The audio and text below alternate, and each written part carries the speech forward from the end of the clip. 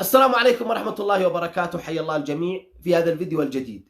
طبعا اعتقال الأخ أحمد حجر، احنا بنتابع موضوع الأخ أحمد، ما زال معتقلا في صنعاء بسبب ما تحدث عليه عن حكومة صنعاء وعن أنصار الله في أحد الفيديوهات. طبعا تم اعتقاله من شارع الزبيري بفئة من الأشخاص مسلحين بباص أسود، يعني كأنه أحمد هذا إرهابي ارتكب جريمة كبيرة فتم اعتقاله بهذه الطريقة.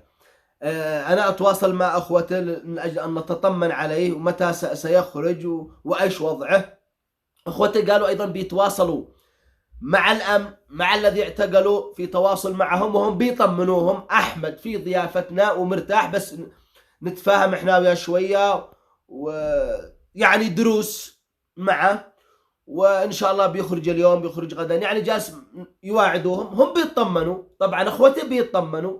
لكن الان قبل نص ساعه انا اتصلت باحد اخوته، والدته في المستشفى، والده احمد حجر في المستشفى، كبيره في السن حوالي 80 سنه، عمرها 80 سنه، خلاص ما عاد تتحمل، فيها الضغط، فيها السكر، فيها تعبه جدا، خايفه على ولدها والخوف الكثير على حفيدها اللي هو ابن احمد اللي عمره حوالي 5 سنوات، يعني مريض ايضا. فهم في حاله صعبه جدا الاسره بسبب اعتقال احمد. ما كانوا يتوقعوا اعتقاله لانه انسان وطني وبيتكلم مع الوطن، ولكن انتقد الفساد الحاصل في الوطن.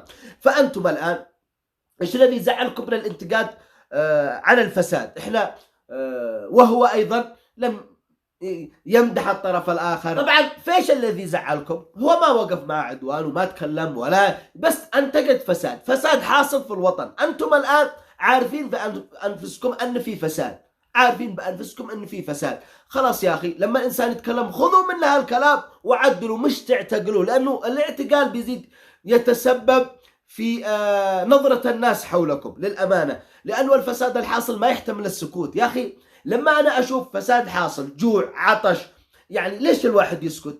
أقل حاجة يعبر ويتكلم، يعني يتقيد الواحد بلسانه. يعني احنا نعتبر جبناء إذا احنا بنشوف شيء وما نتكلم، نعتبر جبناء، ولن نفتخر بأنفسنا ما دمنا احنا ساكتين وبنشوف وضع مأساوي.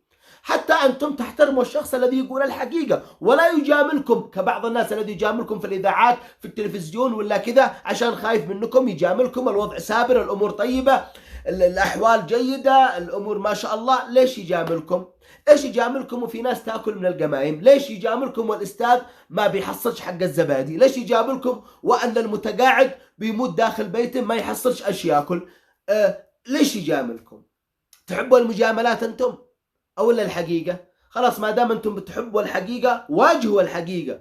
لابد ان تواجهوا الحقيقه بالعمل، واجهوا الحقيقه بالرقابه، واجهوا الحقيقه بالكشف عن الفساد والمفسدين بتغيير. يعني مش لازم ان انتم تحطوا انسان موالي لكم في مركز معين يدير هذا الشيء ومش فاهمه، لا، لابد ان تاخذوا الكوادر، يحب وطنه، اهم شيء انه بيحب وطنه، ما يخون وطنه، اطرحوا هذا الكادر في هالمكان المناسب، لانه الوضع هذا ما يطمن، وكلما نستمر في الوضع بيزيد الناس الى الاسوأ، الى الناس الى الاسوأ، الناس الى الاسوأ.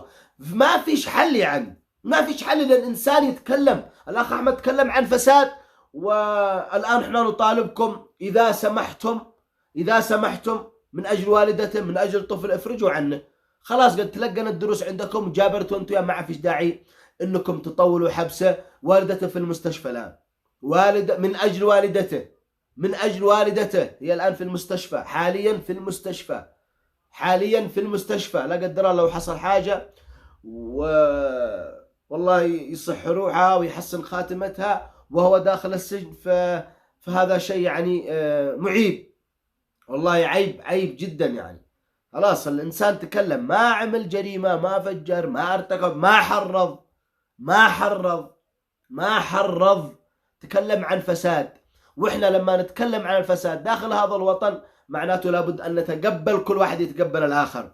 الوضع لا يحتمل والله، والله حتى الذي بيجاملكم من الوضع صابر اقسم بالله انه كذاب وانه مجامل وكذاب، لانه وضع السابر، اما وضع الناس الاخرين فهو مش سابر، وضع الناس في الحطيط. فنتمنى منكم ان تفرجوا عن الاخ احمد حجر، ان تفرجوا عن الاخ احمد حجر. يعني ما في داعي لزيادة حبس. لو سمحتوا إلى الناس العقلاء، إلى الناس اللي بيفهموا، إلى الناس الذي عارفين إن في فساد، الناس اللي عارفين إن في فساد، افرجوا عن الأخ أحمد حجر. وطبعا بالنسبة أيضا لموضوع الأخت اللي قالوا إنها مصاصة دماء وكذا، احنا تكلمنا عنها الكثير والحمد لله. أنا زرت المخيم، بنزل الفيديو إن شاء الله غدا. أنا زرت المخيم قبل يومين وأعطيناهم البطانيات، ووجدنا أن وضعهم مأساوي جدا. حتى الفراش ما عندهم، فراش ما عندهم، المفارش على الأرض ما عندهم. يعني جبنا لهم ما قدر الله بطانيات، وإن شاء الله نحن نحاول نساعدهم بأشياء أخرى في الأيام القادمة بإذن الله، بعون الله ثم بعون المتابعين الله يحفظهم. وهنا الثلاث الخوات طبعا يتلقين العلاج في المستشفى الألماني، وإحنا نوجه لهم التحية، تحية لمن يعمل هذه المبادرات.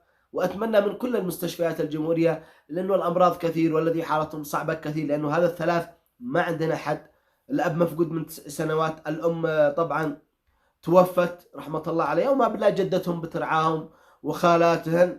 لذا مثل هؤلاء يجب أن احنا ندمجهم مع المجتمع، نساعدهم. أتمنى من المستشفيات أن يحذوا حذو المستشفى الألماني في حالات كثير طبعا من هذا الحالات، يعني بسبب الوضع، بسبب القصف اللي حصل، بسبب الوضع، بسبب الجوع، حصل كثير من هذا الحالات.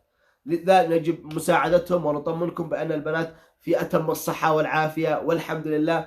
وكما كلمتكم للمرة العاشرة أن هذا كان سبب من الله سبحانه وتعالى في انتشار لها المقطع، بأن نلتف حولها وأخواتها وعلى المخيم وعن هؤلاء النازحين والمهمشين طبعا، من أجل أن نلتفت إليهم ونساعدهم بقدر المستطاع. فإن شاء الله نطمنكم بأن وضعها مستقر الآن في المستشفى، ويتلقين الرعاية الكاملة نفسيا وعلاجيا وكل شيء.